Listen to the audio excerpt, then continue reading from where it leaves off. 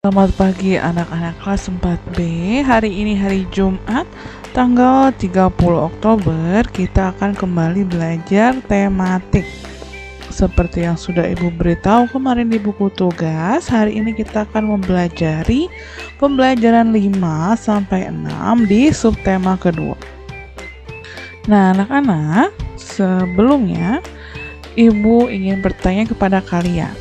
Apakah kalian tahu bagaimana ikan hasil tangkapan nelayan bisa kita makan? Kira-kira prosesnya bagaimana ya?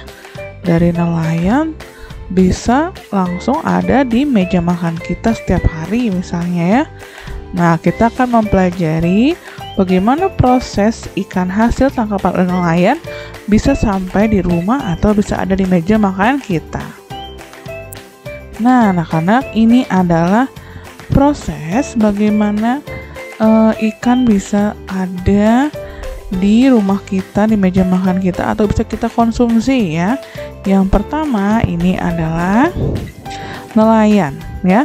Nelayan ini dia menangkap ikan, lalu dikumpulkan dan kemudian diantarkan oleh pengangkut ke pasar, lalu dijual oleh pedagang ikan, kemudian dibeli oleh pembeli ya. Biasanya mama papa kita membeli ikan di pasar atau di supermarket, lalu setelah itu ikan tersebut dimasak oleh mama atau papa kita, lalu baru bisa kita konsumsi. Nah, itu ya proses bagaimana ikan yang ditangkap oleh nelayan bisa sampai dimakan oleh kita. Nah, Ibu akan memberitahukan jenis barang yang diperjualbelikan tadi apa?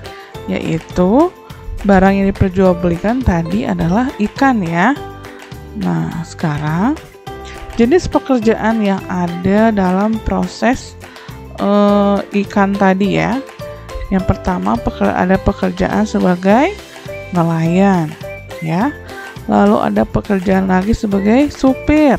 Supir ini ya, dia yang mengantarkan ikan-ikannya ke tempat perdagangan.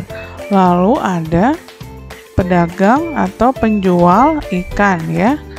Nah, ini adalah jenis pekerjaan yang ada di gambar tadi. Nah, sekarang hasil dari setiap pekerjaan.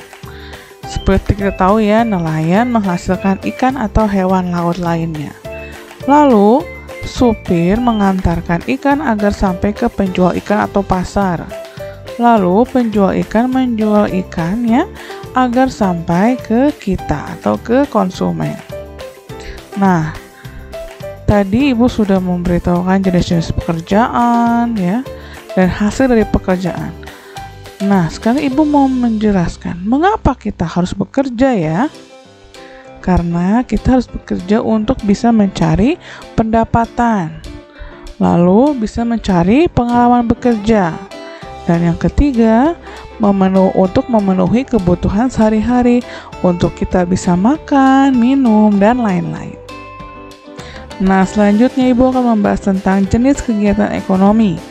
Yang pertama ada yang dinamakan kegiatan produksi. Kegiatan produksi adalah kegiatan dalam menghasilkan suatu barang atau jasa. Contohnya di gambar tadi, yang berproduksi itu adalah nelayan.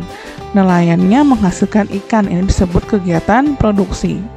Lalu yang kedua, kegiatan distribusi. Kegiatan distribusi adalah kegiatan menyalurkan barang atau jasa dari produsen ke konsumen. Contohnya tadi adalah supir yang mengantarkan ikan ke penjual ikan atau pasar. Lalu yang ketiga ada kegiatan konsumsi. Kegiatan konsumsi adalah kegiatan manusia dalam menggunakan atau menghabiskan barang atau jasa untuk memenuhi kebutuhan sehari-hari. Contohnya, kita memakan ikan yang sudah dibeli di pasar dan dimasak. Nah, itu adalah 3 jenis kegiatan ekonomi, yaitu produksi, distribusi, dan konsumsi. Nah, anak-anak, untuk materi hari ini cukup sampai di sini, singkat saja.